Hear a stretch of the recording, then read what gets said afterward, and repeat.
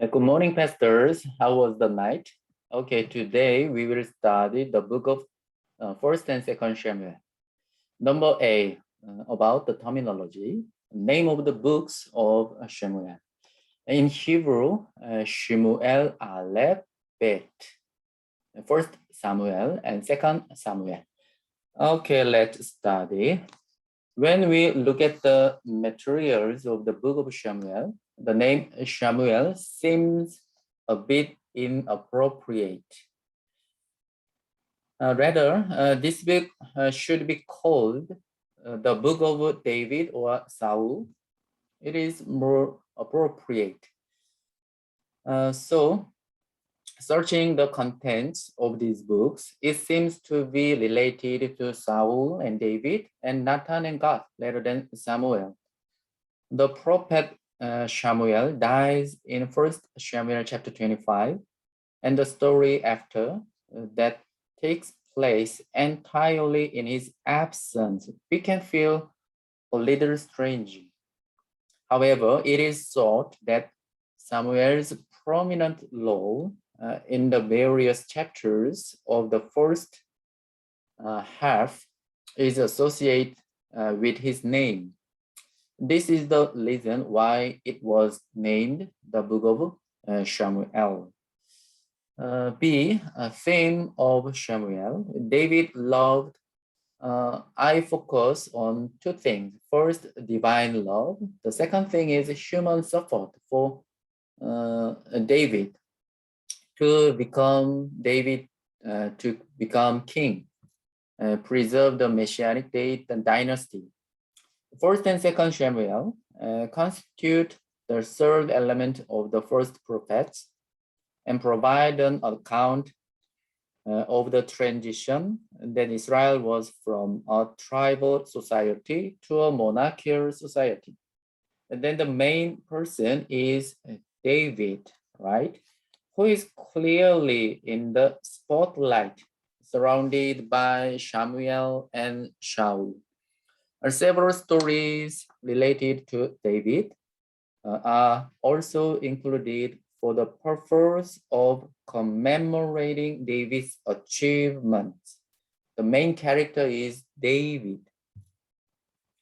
However, on the other hand, David's human derailment. What is derailment? Out of the way. Derail off the rail. So David's human derailment and the reality of his sins or crimes that violate God's plan. These things are also vividly contained in the first and second Samuel. These things expose David's sinful nature and repeatedly endanger the messianic dynasty. And it is God's unconditional covenant and God's steadfast love that always puts it to sleep, make it quiet. God's love is superior to David's sin.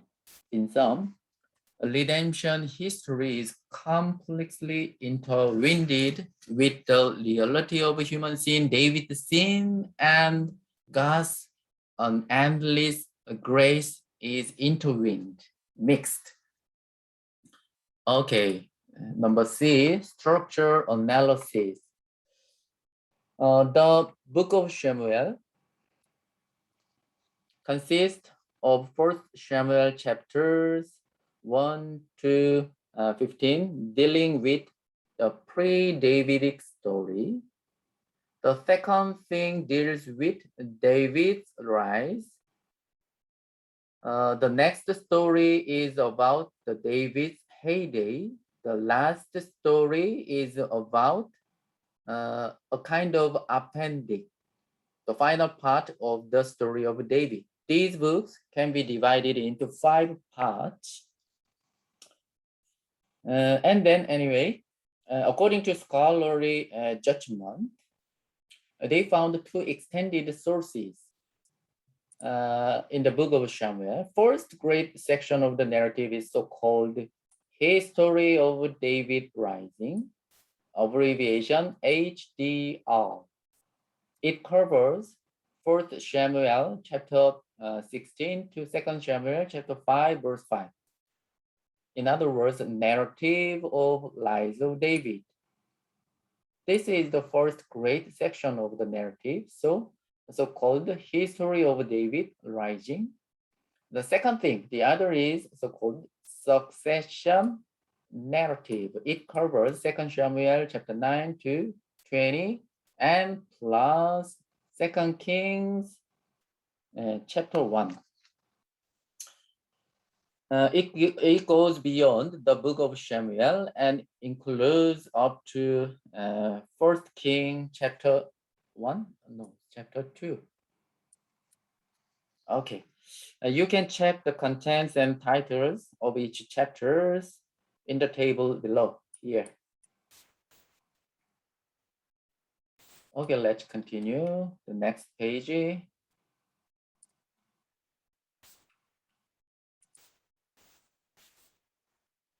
So you may see the history of David lies HDR here. And another great section of narrative is called the succession narrative here. Okay, first section, pre-Davidic story. This section, let's see the first topic. This section is the story of Saul outwardly, but inwardly it is aimed at David. This story is focused on David, and we can meditate on 3 themes. First, the advent of Samuel. Samuel is a kingmaker. Second thing, arc narrative. The last thing, the beginning to the monarchy. There was a difference of opinion about the monarchy. 2 opinions exist. First, the transition to the monarchy. The advent of Samuel. Chapter 1 begins with the birth of Samuel. Why is his birth important and what does it mean? It can be said that Samuel appears in history against the dark time of the church. So it plays as a cover the past, right? Samuel covers the dark side of the period of judges. Above all, he was born based on God's plan and providence. The story of the birth of Samuel from a barren mother shows that monarchy arises in Israel as the gift of Yahweh. This is important, right? Gift of Yahweh. So the story of the birth of Samuel from a barren mother shows that monarchy arises in Israel as the gift of Yahweh. The purpose of this section appears to be to support the rise of the David monarchy. First Samuel chapters 1 to 15 are superficially the story of Samuel and Saul, but in fact, they are actually the background for David, who is about to appear from chapter 16. And Samuel can be said to be the kingmaker. He anoints Saul and David as king. In particular, Samuel is highlighted in contrast with the crime of a priest named Eli. Conversely, this heralds the lives of the Zadok family, the priest of David. Anyway, of particular interest is this unit of text is the Song of Hannah in chapter 2, verse 1 to 10, a song of thanksgiving and victory song. In this point, it is particularly noteworthy that her mother Hannah anoints Mother Hannah anticipates the Messiah superficially David, right? The mention of Messiah in Hebrew, Mashiach, is rendered in verse 10. And the anointed one is also mentioned in David hymn, the last chapter, 2 Samuel chapter 22, verse 51. In other words, the theme of the book of Samuel is the kingship of David. And the oracle of Nathan is in the middle part. The 2 Samuel chapter 7 serves as a bridge connecting these two places. So in the beginning, 1 Samuel chapter 2, the Messiah is mentioned. The last part in the end also mentioned. In the middle, the bridge is connecting these two things. So let's read. First Samuel chapter 2 verse 10. The Lord, his advertised shall be shattered. The Most High will thunder in heaven. The Lord will judge the ends of the earth. He will give strength to his king and exalt the power of his anointed. His anointed in Hebrew, Mashiach. So Mesiho, Mesiho. The last verse, concluding part, 2 Samuel chapter 22, verse 51. He is a tower of salvation for his king and shows steadfast love to his anointed, Limshiho, to David and his descendants forever. In the middle part, this is the bridge. 2 Samuel chapter 7 verse 13, he shall build a house for my name, and I will establish the throne of his kingdom forever. So the story of Samuel's birth is model for the story of Jesus as presented in Luke chapter 1 and chapter 2. Anyway, the first unit outwardly focusing for Samuel or Saul, but inwardly is focusing for David, furthermore for Jesus Christ. Okay, let's see the next unit, the arc narrative, chapter 4 to 5, 6, and chapter 7 verse 1. The first Samuel, these chapters, these verses has been called as an arc narrative.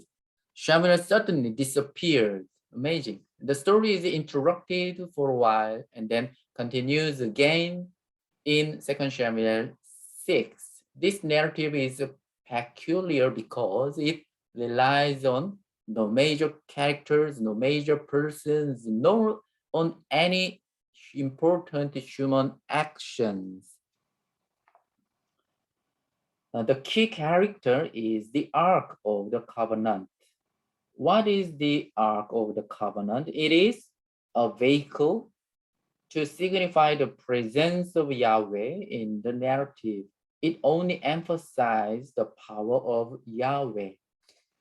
3 points seem important to this story. First, this story erases Saul. The story of the arc narrative serves to delete Saul. This is very important. Anyway, first, Yahweh, who inhabits the ark, will not rescue Israel in war against Philistine. It is proof that Israel has been totally corrupt, hopelessly corrupt, right? Second is the independence of Yahweh, the sovereign Lord of power and freedom. He himself defeats the enemy and returns to Israel in splendor. He himself do this. Third, the placement of this story in its present position provides an important message. It eliminates the need for an earthly king. So the arc narrative erases Saul. God is the only king, right? It would eliminate the need for Saul to be king. Saul is an inappropriate king. So this flow prepares the contents of 1 Samuel chapter 8 to 10 to follow. It symbolizes that Saul, who will become king later, right now, soon, Saul does not have a priest because Eli is dead. So Saul does not have a priest, and the Ark of Covenant also Saul does not have the Ark of Covenant.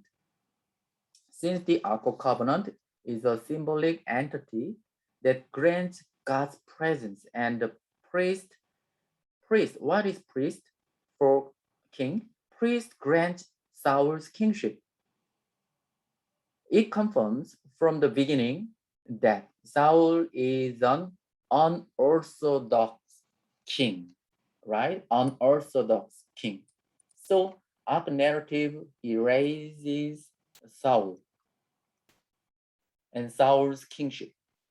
It is all the more shocking because 1 Samuel chapter 7 testifies that not one king, Saul, but rather Samuel is leading Israel to repentance or a great victory over the Philistines and bringing salvation to Israel is not Saul, but Samuel. This is all the more shocking point. Therefore, it is enough to make us ask the question, why is Saul needed? It becomes even clear that the arc narrative is ultimately aimed at the Davidic monarchy, right? Saul is erased, David rises to the surface. Saul is erased, David goes up. Okay, third story, the beginning to the monarchy. There was a difference of opinion about the monarchy. So this section deals with the rise of the monarchy. It contains two perspectives on the monarchy of Israel. It is conventional among scholars to identify pro-monarchical source exist. On the other hand, anti-monarchical source exists. And these two things are alternately introduced. At first, anti-monarchical source appears here, chapter 7 and chapter 8. At first, anti-monarchical source is mentioned at first, and pro-monarchical source follows. And then anti-monarchical source is introduced again, and follow pro-monarchical and anti-monarchical, pro-monarchical and anti-monarchical. Like these two things are alternately introduced. These different views seem to arise from that one side sees the beginning of the monarchy as Yahweh's will, but the other sees it as a challenge to Yahweh's kingship. And when Israeli society transitioned from a tribal society to monarchical society, it clearly shows that there were enough differences of opinion in the process of reorganizing the social structure. Let's look at one example.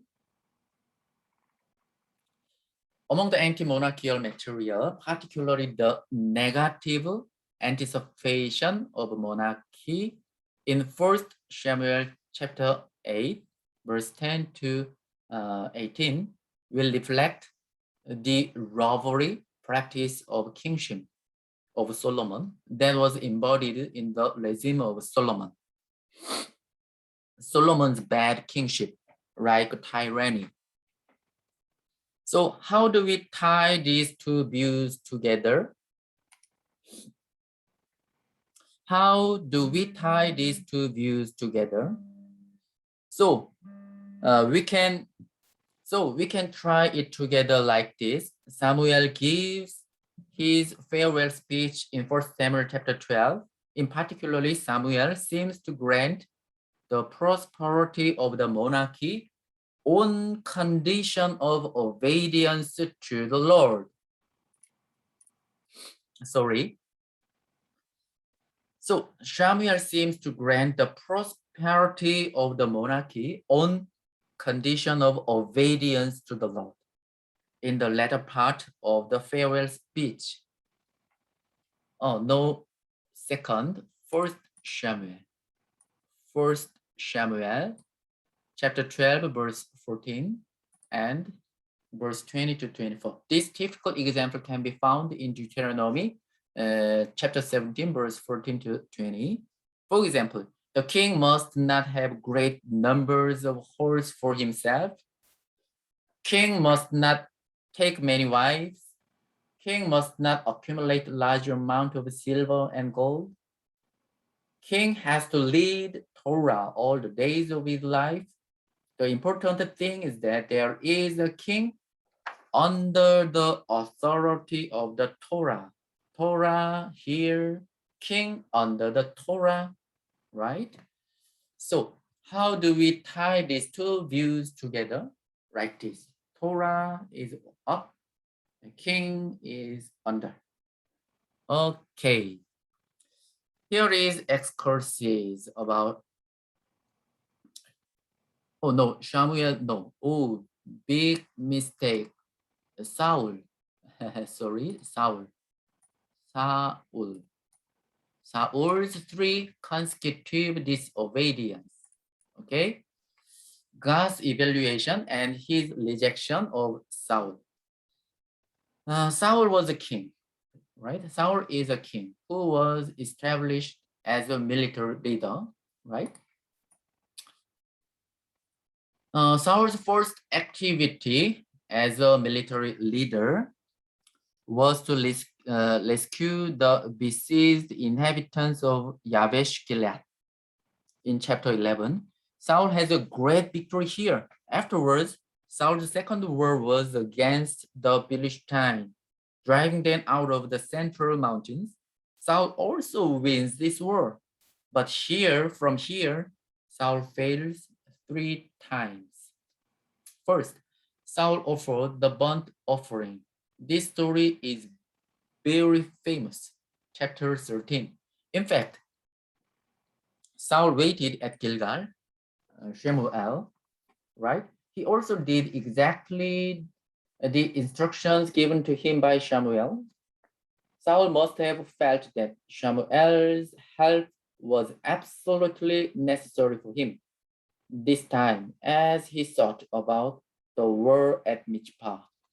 However, Samuel passed the scheduled arrival time. And when the people began to scatter, Saul became anxious. Saul was afraid. He offered up the burnt offering. The peace offering had not yet been offered. Just he offered up the burnt offering. The peace offering had not yet been offered. Then Samuel came. Samuel rebukes Saul for acting foolishly. What do you feel here? Saul went beyond the limits of the king's authority.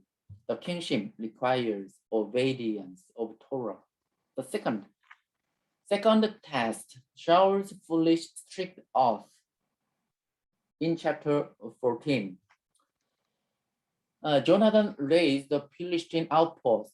Jonathan attacks the Philistine outpost. God helps Jonathan. However, Saul brings the ark of God to seek the oracle. But then, as a tumult in the Philistine camp increased, so Saul could not delay any longer and told the priest Ahiah to withdraw his hand. Stop, Ahiah. Perhaps the priest was reaching out to the abbot to use Urim and Thummim for an answer, positive or negative. At that moment, Saul cries, "Stop, Ahiah!" Without a doubt, here too, Saul precede God. Saul precede God, and Saul makes the Israel difficult with the foolish fasting oath. In 1 Samuel chapter 14, verse 24, when the Hebrew word va-yoel, it means to make an oath, is also interpreted as ya'al, ya'al in Hebrew verbal stem, dipal. Its meaning is turn out to be a fool. So it implies a double meaning. He has acted foolishly. So the following chapter 1 verse, First Samuel chapter 14 summarize Saul's ability. The following story, First Samuel chapter 14 verse 47 to 52 summarizes Saul's ability to rule by listing Saul's various words and his family. Clearly, his outstanding abilities and his loyal power stands out, but God's standards are different. Also, Saul fails again. The third, the last one of the criticism of Saul's dynasty continues again. Saul disobeyed God's command to exterminate, in Hebrew, haram, the Amalekites. But he does not. He does what is right in his own eyes. So Saul does not totally destroy Amalek. Saul also sets up a monument to his victory of Amalek at Carmel and goes to Gilgal. Samuel delivers God's perfect rejection to Saul. There is a misprint also. No judge. First Samuel, please correct. Misprint here, not judge. First Samuel, chapter 15, verse 22b. Surely, it said like this: surely to obey is better than sacrifice, and to heed than the fat of lambs. In Hebrew, it said, hine, look, shumoa, to listen, shumoa, to listen, mitzvah tov, better than sacrifice, lehakshiv, to listen to, lehakshiv, to listen to, mechlev elim, lamb's fat, better than lamb's fat. To obey is better than sacrifice, and to listen to better than the fat of lambs. So Saul was not offended because of his lack of skills, no, but because he deviated from God's standard. He was not offended because of a lack of pity. His pity was a pity that satisfies himself. Therefore, God is looking for another man who will totally obey him again. And he anoints the least. Who is the least? David as king. Now, this was the story of the pre-Davidic narrative. Okay. The second big unit is the story of David. Right. Sorry, there are so many messages. I'm so sorry. Second thing, the narrative of the lives of David. The sun has already set in Saul. It is plausible that Saul functions primarily as a background to David. And Saul's failure left a valuable lesson. It also aims to test the important criterion of whether the monarchy obeys the Torah. So record each failure in the Bible. Now, it is time to search the case of David.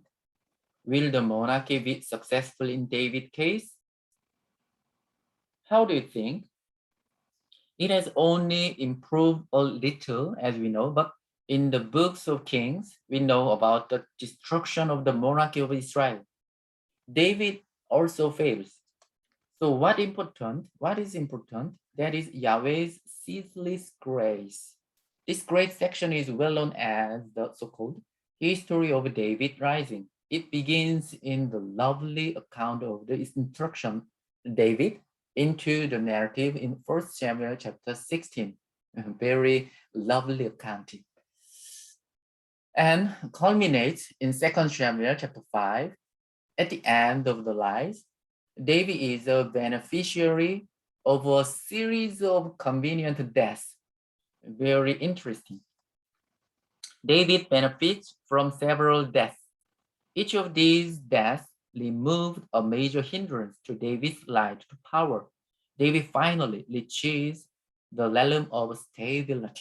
Okay, let's take a look at the characteristics of the history of David rising. Okay, let's look at the HDR one by one. First, the flow of the narrative from beginning to end concerns the forceful advance of David from shepherd boy to shepherd king. A rise in power, get the power, prominence, and privilege that moves along undeterred without disturbance, so that nothing bad ever happens to David along the way. He is appointed 3 times, here and here and here. He is appointed 3 times. A theological interpretation of the lies would be the providential intentionality of Yahweh, ceaseless love of Yahweh, who has willed David's exalted lives to power. So David's suffering shows how God firmly keeps the throne of his kingdom in the face of all kinds of danger. This is at first very important. Second thing is this: the tilt of the narrative from the outset is toward David. David will eventually prevail over Saul. But at this point, the story also testifies to David's human simple things, tactics without any filtering. For example, David associates with Saul's house in a delicate and planned way. David not only becomes Saul's servant, but also makes a covenant with Saul's son, Jonathan. It should also be noted that David married with who? Married Michael, which gave him some degree of familial legitimacy of kingship. Moreover, David's lamentation over the deaths of Saul and Jonathan may be genuine affection for them, for death, sorrow, but also a little bit political act. As such, HDR vividly captures David's highly cunningly, deceitfully human aspect to life, his simple aspect, David's human tactics features. Okay, number 3, rising period. Until now, in some, so in this section, while there is God's powerful guardians, okay, here there is God's powerful guardians, and here there is also a very human side of David. 2 things coexist. Okay, next paragraph, rising period. We have a narration of the way in which providential blessing protects David in dangerous situations and leads him from one success to another success continually. For example, the main concern of the Nabal Abigail story, let's see Nabal Abigail story in 1 Samuel chapter 24 to 26, is the dynastic oracle, which is mentioned by Abigail's mouth. This is amazing. In narrative presentation, there are many mentions, utterances for supporting David, including Jonathan, including Saul and Abigail, from so many peoples. We can hear for supporting David, especially dynastic oracle for David's kingship. First, the case of Jonathan. The son of Saul. Jonathan made a covenant with David. This lovely covenant plays a key role in the HDR. As heir to heir, Jonathan gives his loyal authority gives to David. In other words, David has obtained political approval from the king's son. Let's skip these verses. After school, please read these verses. Okay, number 2. The case of the priest. David is preferred by the priest of Nob. In chapter 21, David separated from Jonathan, and he goes to Nob to Ahimelech, the priest. The priest of Nob welcomes him, David. Ahimelech gives David the consecrated bread from the tabernacle. This shows that Yahweh is with David in his fleet. In this way, David also obtains the literal approval. He obtains another thing, especially by the priest of Nob. Number 3, God protects David among the Gentiles. David goes to Achish, king of Gath. David pretended to be insane and acted like a madman. So he changed his behavior before them. He pretended to be mad when in their presence. He scratched marks on the doors of the gate and let his spirit run down his beard. In Hebrew, verse 13, David changed his behavior. In Hebrew, va yeshano et ta'emo. Va yeshano et ta'emo. If translated literally, means change his taste of tongue. Change his taste. At the time, we can see that David prayed honestly to God in his heart. So Psalm chapter 56, verse 11, we may see David's heart. In God, I trust. I'm not afraid. What can a mere mortal, what can a mere human do to me? In Hebrew, Velohim batachti. In God, I trust, batachti. Lo ira, I'm not afraid. Ma ya'ase Adam li. Ma ya'ase. What to do, Adam, human to me, right? Number 4, David gains the support of the king of Moab, the prophet God also, and Saul's servant.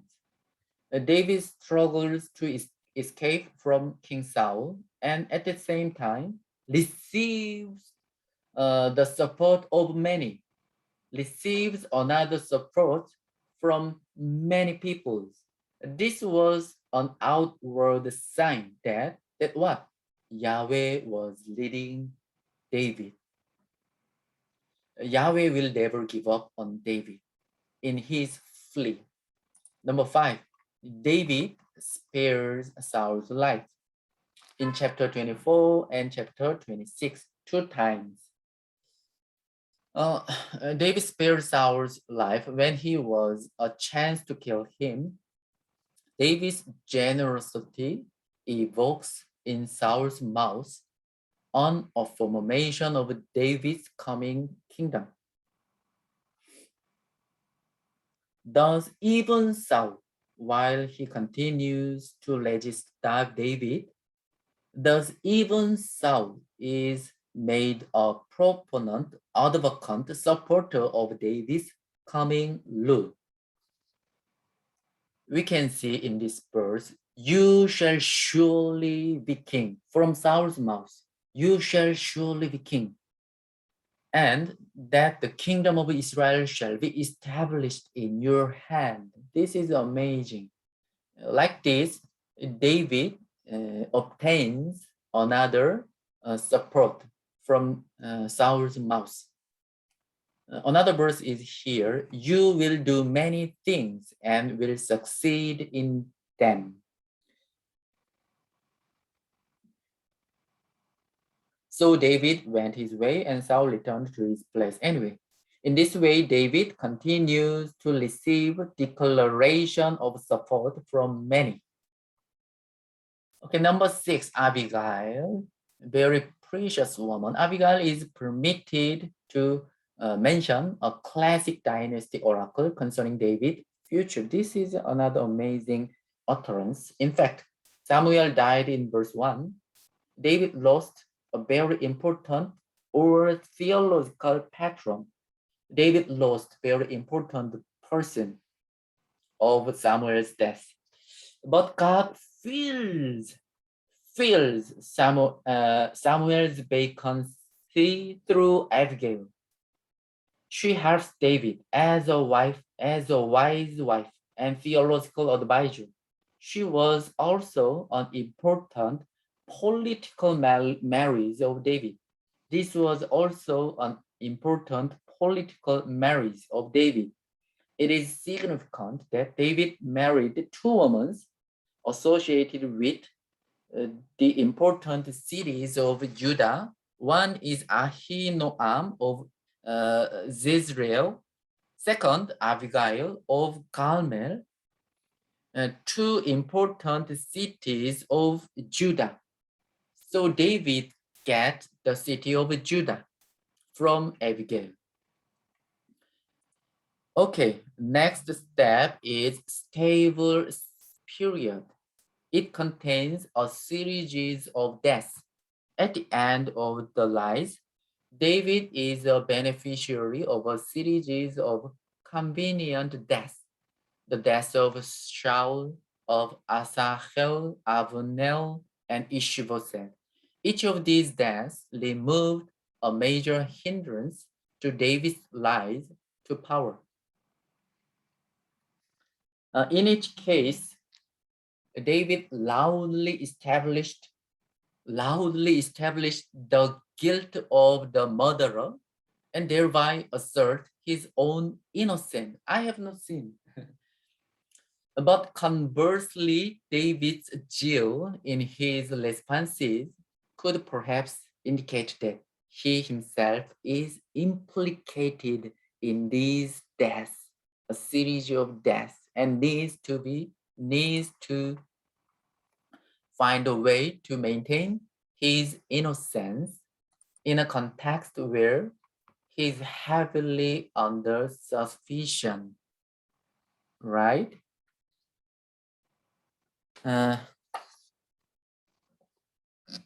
In fact, David had motivation, incentive to get rid of Abner.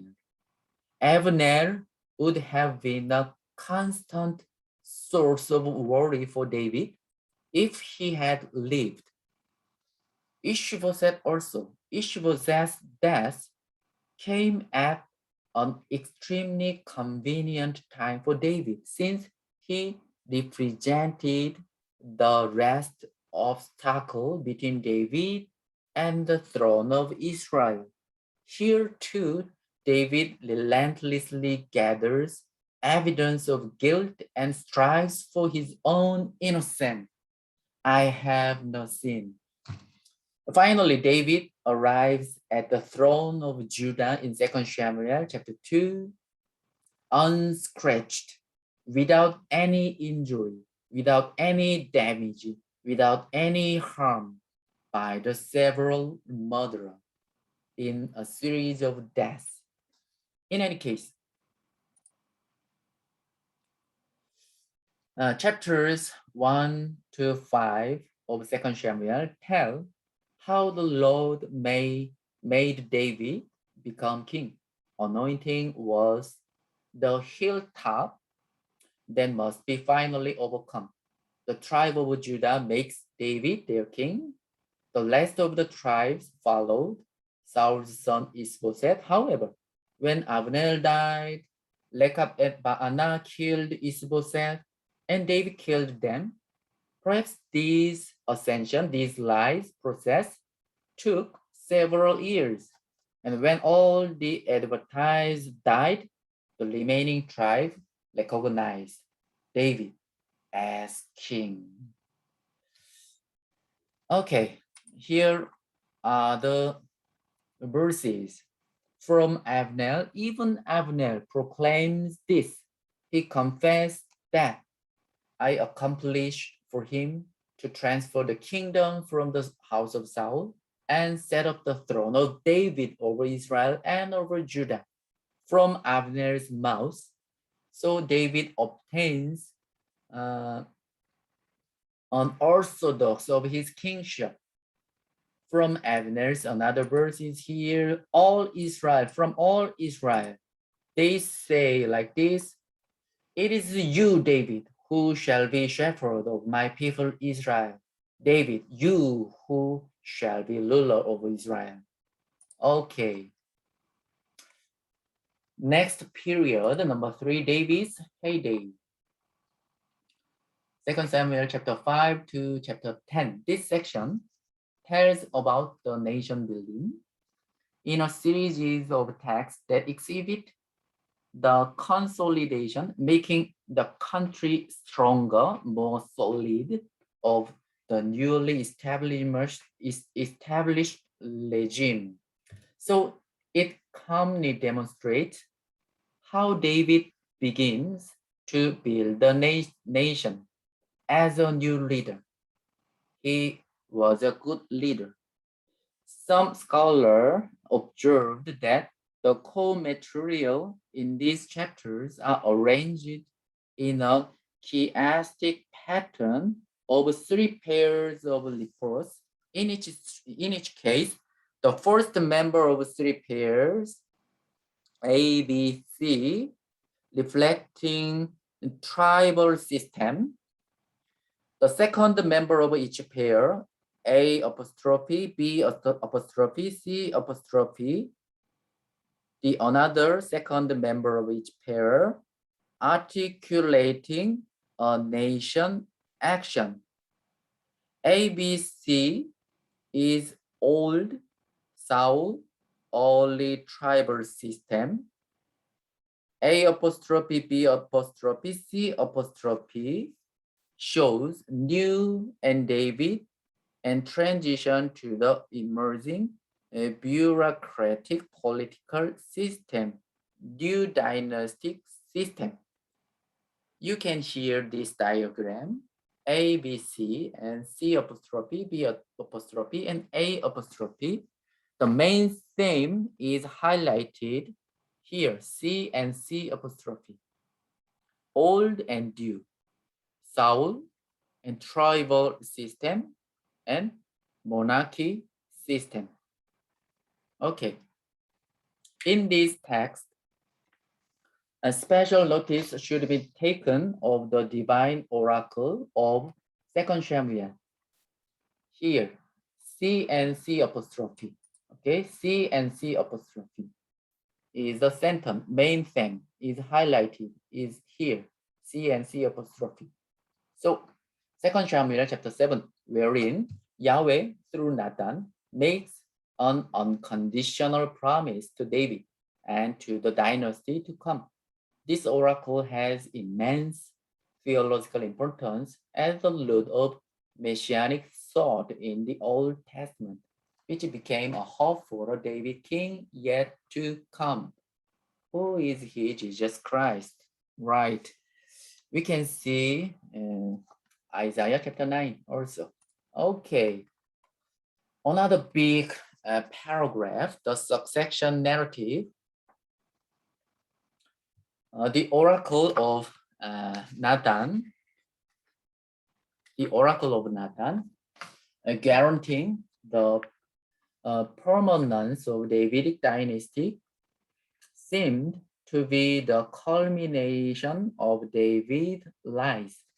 But from chapter 9, we see the dark side of David and his decline. 2 Samuel chapter 9 to 20 plus 1 Kings chapter 2 as a presumed addendum, appendix, and conclusion is considered as so-called the succession narrative in scholarship. Leonard Roth first gave the name to the narrative in suggesting that the question of a successor to David posed in 1 Kings chapter 1 verse 27 is the question to which this story seeks to give answer. So who will be David's successor? Who will be David's successor? From this question, Leonard Roth first gave that name to this narrative, succession narrative. Okay, let's see. 1 Kings chapter 1 verse 27. Has this thing been brought about by my lord the king? And you have not let your servant know who should sit on the throne of my lord the king after him. From Bathsheba's mouth, who will be David's successor? So this narrative called the succession narrative. Anyway, so surrounding the succession to the throne of David, we are leading the stories of prince elimination through the sons of David until Solomon ascended to the throne as heir. Thus, in the course of the narrative, David's sons Amnon, Absalom, Adoniah are eliminated. Solomon was the 10th son, but firstborn Amnon eliminated, Absalom eliminated, Adoniah, fourth son eliminated, and then 10th son Solomon became king, ascended to the throne as heir.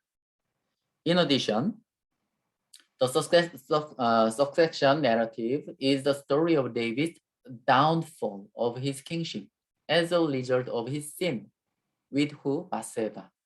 But the reason why we use the word succession is probably because the history of the Messiah and the kingdom of God through the Davidic dynasty can never be destroyed. In this region, probably the word succession is used. Okay, here are 14 stories as follows. From number 1 to number 14. Yeah, here are the 14 stories as follows. The succession narrative. Okay. The next narrative. The characteristics of the succession narrative. Okay, let's look at the characteristics of the SN. First, number 1, the beginning of the succession narrative. David's sin is in the beginning. Look at the David response toward Uriah's death. In the report of the death, David is presented as uncaring, wow, unfeeling figure, wow, terrible. There is no sign of any agitation in his conscience. The story reveals the content of a human ruler wielding, hold and use at his will, absolute power and acting freely according to his sinful nature. Very bad aspect of David, his sinful aspect. But let's compare the another death of his son Absalom, the death of Absalom. Meanwhile, the response of David to the death of Absalom is strongly contrasted to his response to the death of Uriah. These two are extremely opposed. Okay, let's read. The death of Uriah here, the death of Absalom here. It is like I'm seeing two guys. First, David said to messenger, "Does yourself say to Joab, do not let this matter trouble you." Wow. For the sword devours now one, now another. Press your attack on the city and overthrow it, and encourage him. Wow. We can see this verse from this verse, David's simple nature. But this is, it's like I'm singing another guy, the death of Absalom. King covered his face, and the king cries with a loud voice, "Oh, my son, Absalom! Oh, Absalom, my son, my son!" Wow. Okay, it is entirely plausible that the narrative is arranged to exhibit these two moments of extremity. This narrative discloses the deep hiddenness of human reality, right? Okay. Nevertheless, number three, Yahweh's steadfast love and the sword. These two things coexist. Love, another thing is sword. Yahweh's steadfast love sustains the family and dynasty of David. However, the sword keeps the family and dynasty of David endlessly in jeopardy.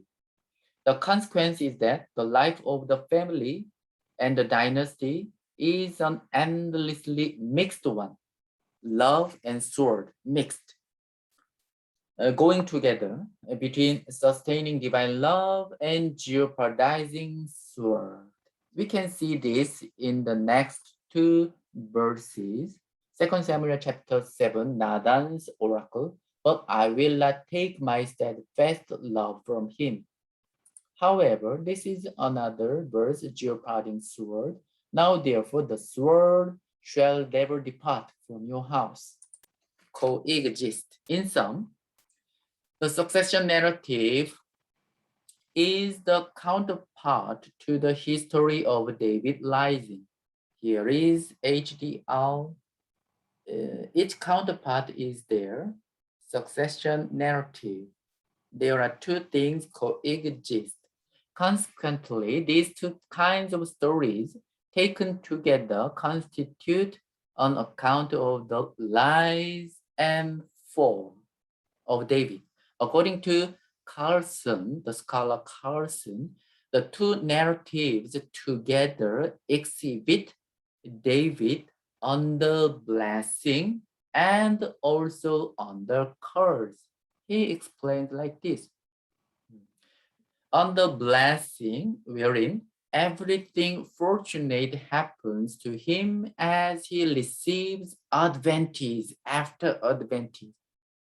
And under curse means wherein David's life, family, and dynasty unravel in violence and deception.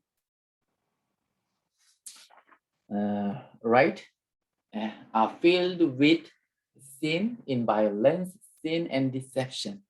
It can be said that human being lives under the two existence, you and me also, Yahweh's deep commitment and the simple nature of the human character. That test and jeopardize that divine commitment. Okay, last thing, addendum, appendix to the kingdom of David. The 2 Samuel chapter 21 and 24. The story of David's succession is cut off in 2 Samuel chapter 20 and continues again in 1 Kings chapter 1 to chapter 2. Chapters 21, 22 is called addendum, appendix, serves as a bridge between the books of Samuel and Kings. In this way, in the previous chapters of 2 Samuel, chapter 11 and 20, David's appearance tends to be quite dark. But here, David appears as a true king of Israel. A bad, dark appearance and true king appearance. Especially notice should be taken, especially of the poems into 2 Samuel chapter 12. Okay, C and C apostrophe is main theme. So A and A apostrophe can be grouped into the same concept. B and B apostrophe also can be grouped into the same concept. And C and C apostrophe is highlighted main theme, David song, David song. So this addendum is written for David's good appearance, right? So poem C and C apostrophe are the deep assertion of faith, affirming the divine oracle of 2 Samuel chapter 7 and functioning as a counterpoint to the song of Hannah in 1 Samuel chapter 2. Its theme is Yahweh's devoted faithfulness to the Davidic dynasty.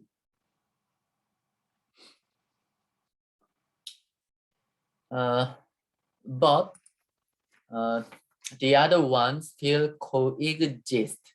That is, the narrative section A and A apostrophe serve to deconstruct David, to expose his vulnerability as a king. David is exhibited as a flawed human person, very sinful nature person. So A and A apostrophe expose his vulnerability, and C and C apostrophe says Yahweh's devoted faithfulness to the Davidic dynasty. Two things coexist. Okay, through the book of Samuel, we can see, we can discover God's unending divine love for David, but we also see the serious sinfulness in David. We also have these two. Until now, to me and also you, there was God's unchanging love, right? Also, there was a lot of prayers, serving, and devotion from so many people to me. Now, we also need to serve others. Okay, let's finish. Okay, here are one announcement. First, there is homework today also. So please read the Book of Ezekiel. Today's section is on Thursday. The Book of Ezekiel chapters 12 and 14. After reading the Book of Ezekiel chapter 12 and 14, and submit one or two sentences, something about you've learned and you've studied, or something about your feelings, everything is possible. And submit it to me by email. You can send it every day, and after class, at once, you can send it to me. Oh, okay. Have a good day and God bless you. Okay, see you tomorrow on Friday. we will study the books of 1st and 2nd Kings. God bless you. See you next class.